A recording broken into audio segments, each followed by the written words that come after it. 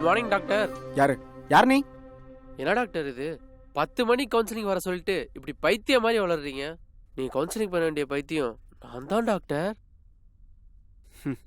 தன்னை பைத்தியம்னு ஒத்துக்கிட்ட பைத்தியம் நீ தான். நான் யார் தெரியுமா?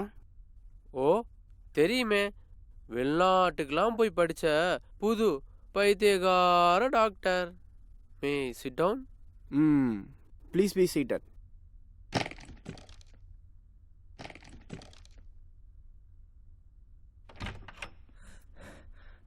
டாக்டர், இந்த பைத்தியம் எங்களை ஏமாத்திட்டு ஓடி போயிடலையே, வர வேண்டிய இடத்துக்கு தானே வந்திருக்கு.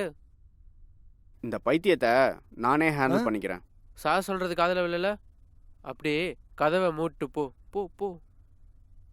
ஐயோ டாக்டர், எனக்கு பைத்தியம் பிடிக்க போகுது. அதுக்காக உன்னை முதல்ல பார்க்க முடியாது, போயிட்டு எனக்கு அப்புறம் வா போ போ.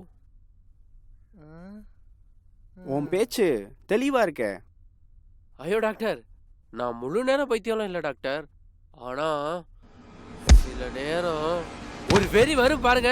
Okay take it easy.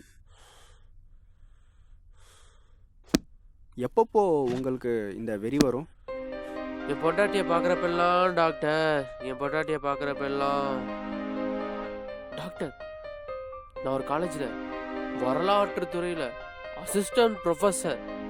ஆனால் என் பொண்டாட்டி எனக்கு 5 வருஷம் ஜூனியரு. இருந்தாலும் காமர்ஸ் டிபார்ட்மெண்ட்டில் ப்ரொஃபஸர் ஆகி ஹெச்ஓடி ஆயிட்டா.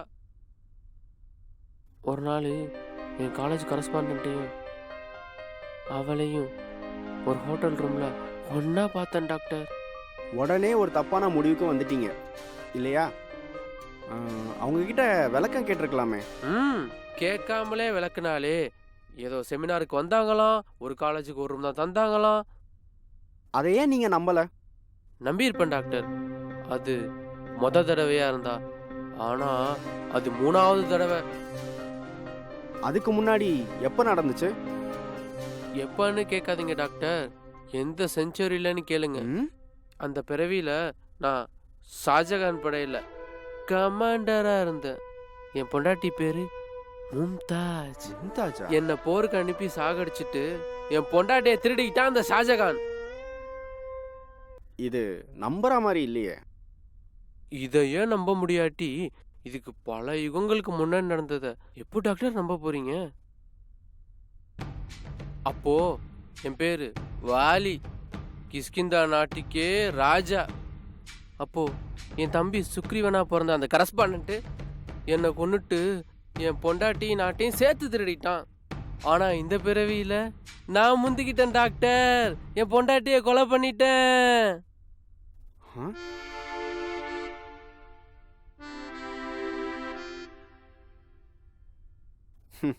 இந்த மறுபிரிவி நான்சென்ஸ் எல்லாம் நம்புறீங்களா ப்ரொஃபஸர்?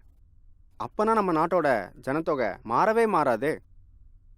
உங்கள் மனைவி மேலே உங்களுக்கு கோபம், சந்தேகம், இதெல்லாம் வர வேற ஏதோ காரணம் இருக்கும்னு எனக்கு தோணுது. வேற என்ன காரணமாக இருக்க முடியும் டாக்டர்? எத்தனையோ காரணங்கள் இருக்கலாம்.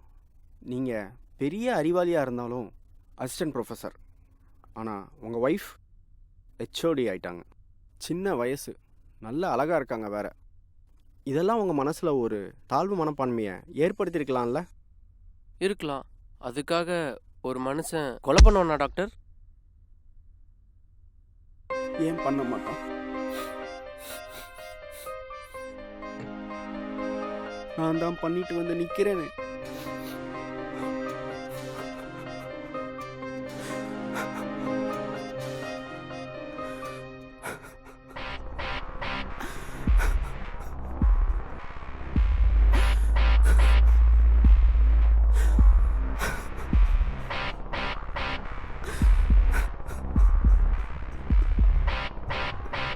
ப்ரொஃபஸர், நீங்கள் கொலை முயற்சி தான் பண்ணீங்க.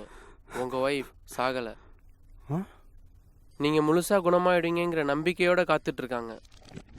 அப்போ நீங்கள்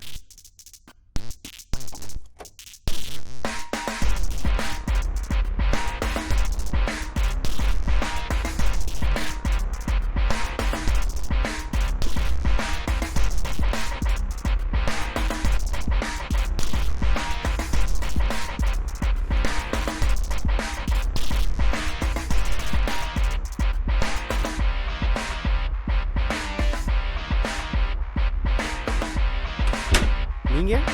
நான் தான் புதுசாக வந்துக்கிற டாக்டர் வினோத். நீங்கள் டாக்டர் மாதிரி நடிச்சிங்க, நான் பைத்தியம் மாதிரி நடித்து உங்கள் வாழ்க்கையை விவாதித்தேன். ஏன் கோட்டை தரீங்களா?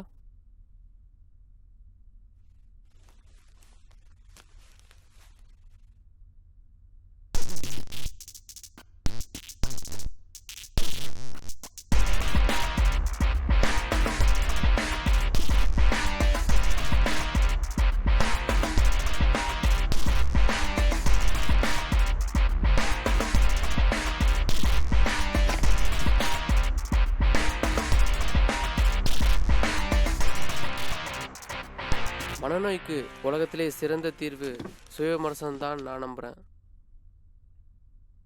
நீங்கள் என்ன நினைக்கிறீங்க ப்ரொஃபஸர் நடராஜன்?